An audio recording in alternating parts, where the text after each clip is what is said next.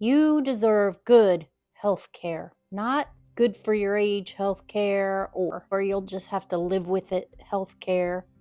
No, you deserve actual care, rooted in science and centered on you. But the truth is, most women, especially those in perimenopause or menopause, are not getting it. And that has to change. So listen to this statistic.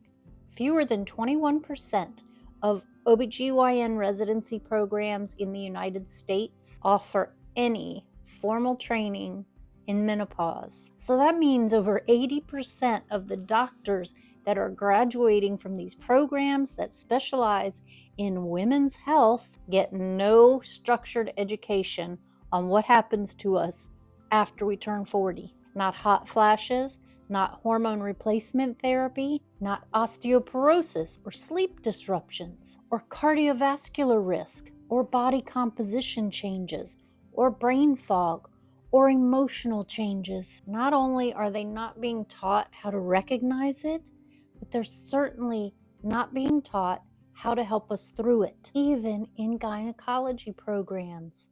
Let that sink in. And if your doctor shrugs off your symptoms or just says flippantly, welcome to aging, it isn't necessarily because they don't care. It could be because they were never taught. And that, my friends, is terrifying. So imagine this. You start having joint pain and memory issues and some weight gain that you can't explain. And you go to your doctor and they tell you to eat less, exercise more, and relax a little more often. And you start to feel like you're going a little bit crazy.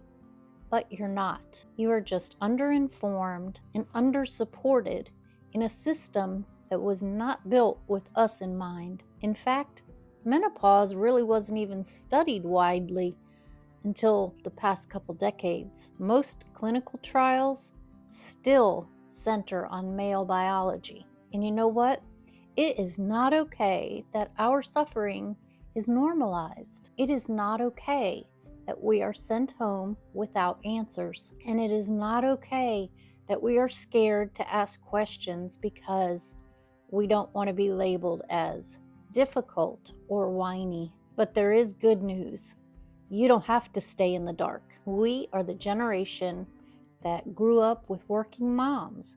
We've managed chaos and careers and caregiving and kids.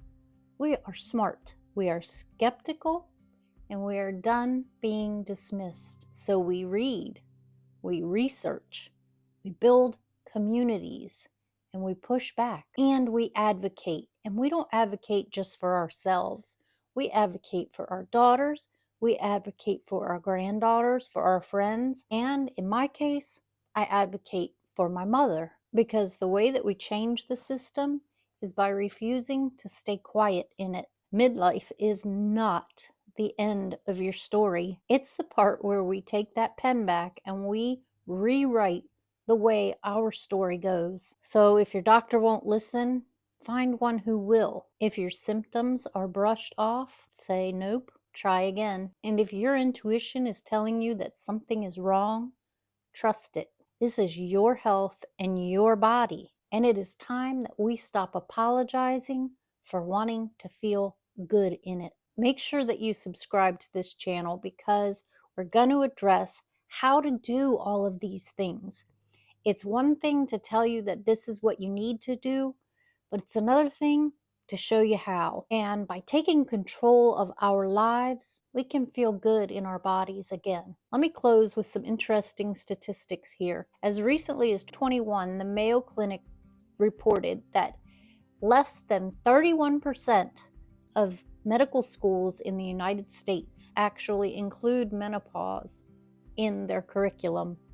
Less than 31% of the medical schools have menopause in their curriculum. Wait, what? The American Journal of Obstetrics and Gynecology did a survey in 20 and medical students, and it showed that less than 7%, yes, 7% of medical students felt adequately trained to treat women in menopause and their symptoms. And the North American Menopause Society, NAMS, which I think they've changed their name now, they report that estrogen affects more than 400 functions in the female body, but yet hormone training is minimal outside of the fertility bubble. So, my friend, you are not losing it, you are finding it. Welcome to Women with a Pause.